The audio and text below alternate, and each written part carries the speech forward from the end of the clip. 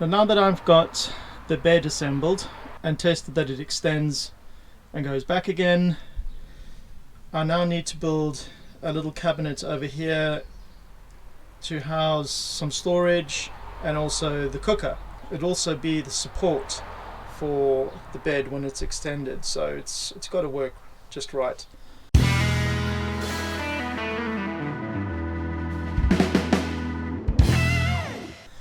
So I'm going to crack on with the mocking up one of those. So I've started on the cooker cabinet. That's the cooker over there. It's a Camper Master Chef that we used before. This is the same fascia to the cabinet that I'd used before. This used to be a sliding drawer previously, but I've fixed that down now. This is the height to support the bed when it extends over the top of the cooker. The cooker will go there like that. Obviously I need to build the rest of the cabinet, but I'm just checking to see that this is going to fit. And then the idea is that the cooker, we can rotate the cooker and use it from the outside.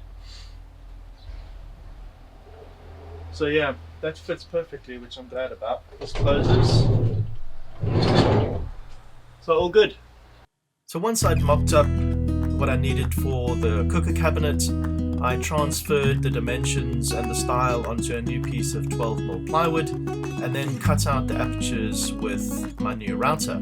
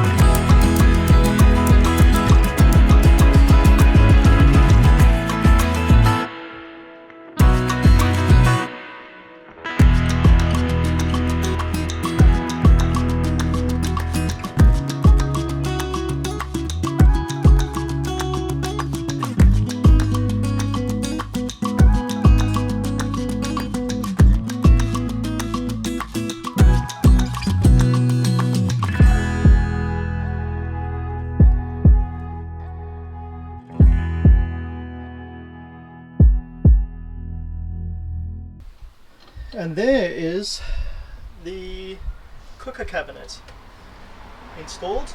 So it overlaps the door slightly, and that's where the cooker will go. I'll only put it there when we actually travel, but yeah, it fits perfectly in there. We'll have a bench seat over there eventually, and I need to just sort out the storage and that, but yeah, it's all come together.